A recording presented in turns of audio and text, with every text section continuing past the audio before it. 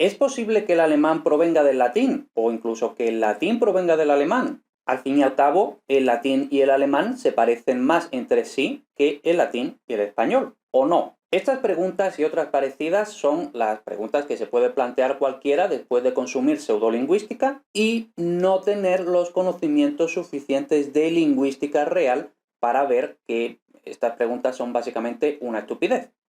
Y ojo, esto no termina de ser culpa de la gente que se plantea estas preguntas. Al fin y al cabo, esta gente pues parece que tiene una información aquí, otra información aquí, más o menos la junta y parece que la conclusión podría ser cualquiera de esas preguntas. Entonces, como digo, esto no es necesariamente culpa de la gente que se plantea estas preguntas, sino de los autores de pseudolingüística, porque tienen la mala costumbre de plantar datos espurios todo el rato a lo largo de sus argumentaciones y exposiciones.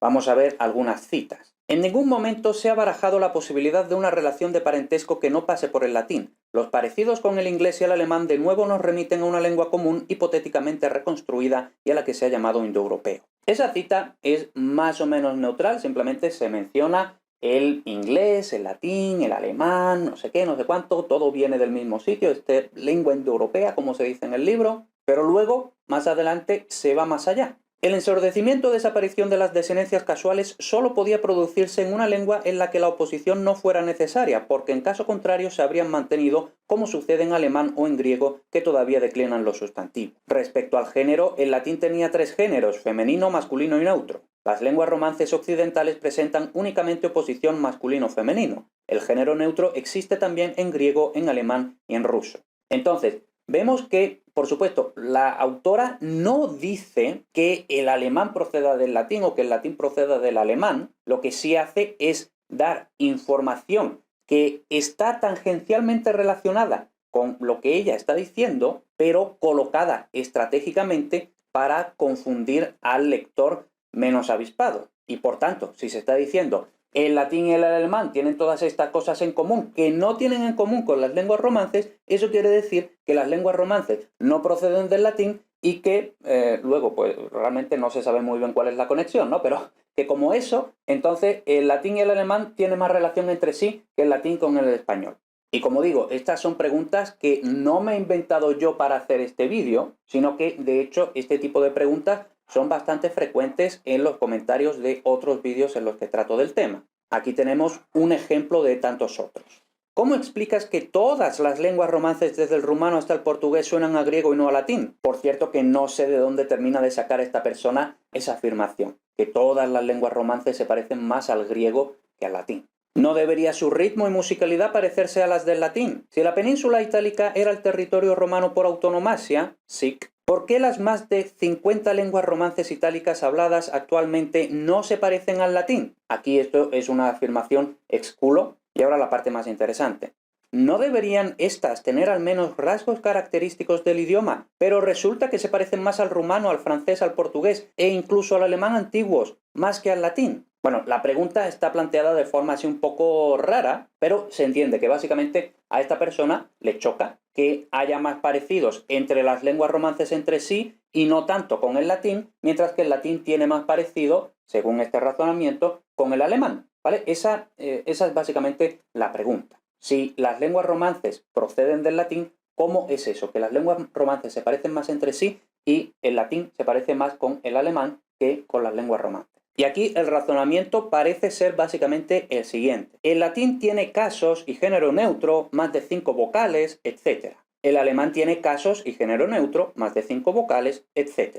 El español no tiene casos ni género neutro, solo 5 vocales, etc. Por tanto, el latín se parece más al alemán que al español. Por supuesto, la conclusión es básicamente disparatada y aunque las premisas, es decir, todos los 3 puntos primeros, sí que son ciertos, matizables, pero podemos decir que sí que son ciertos. Sin embargo, la conclusión no se deduce de los 3 puntos primeros. Y esto es porque, entre muchas otras cosas, no se han tenido en cuenta muchos otros factores que hacen mucho más parecido el latín y las lenguas romances que el latín y el alemán. Es decir, que básicamente se han cogido datos con cherry picking y se ha dicho que esto es más parecido que esto. Y básicamente, si este razonamiento tal cual fuera válido, entonces serían igualmente válidos otros razonamientos del mismo tipo, que además sería gracioso porque otros razonamientos serían incompatibles entre sí y con el anterior y con el primero. Entonces, por ejemplo, podríamos decir, el latín tiene casos y género neutro más de 5 vocales, etc. El polaco tiene casos y género neutro más de 5 vocales, etc. El español no tiene casos ni género neutro, solo 5 vocales, etc. Por tanto, el latín se parece más al polaco que al español. Y esto, lógicamente, cualquiera que sepa, que haya visto un texto en polaco, sabe que esto es mentira. Básicamente, igual que cualquiera que haya visto un texto en alemán, sabe que es mentira que el alemán se parezca más al latín que el latín a las lenguas romances. Y ya luego, con este tipo de razonamientos, podríamos incluso ir más allá y sacar otras conclusiones. Por ejemplo, si el latín se parece más al alemán que al español, el latín procede del alemán, o el alemán del latín. Si el latín se parece más al polaco que al español, el latín procede del polaco, o el polaco del latín. Entonces, como vemos, son argumentos básicamente absurdos que, aunque parten de premisas correctas, pero es que simplemente la conclusión no se deduce de las premisas.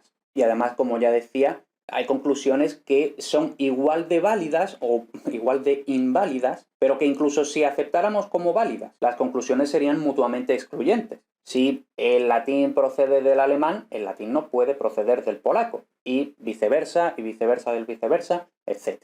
Entonces, que sí, que da la casualidad de que el latín y el alemán comparten rasgos, comparten algunos rasgos que no comparten el latín con las lenguas romances. Eso no quiere decir que el latín no esté relacionado con las lenguas romances, ni que el latín está más relacionado con el alemán que con las lenguas romances, ni nada de eso. Eso, como ya he dicho, es básicamente cherry picking. Cogemos las características en las que sí se parecen, ignoramos todas las demás y decimos que sí, que se parecen mucho y que no se parecen a las lenguas romances. No, eso simplemente no es así. El argumento es absolutamente falaz, por no decir directamente mentira.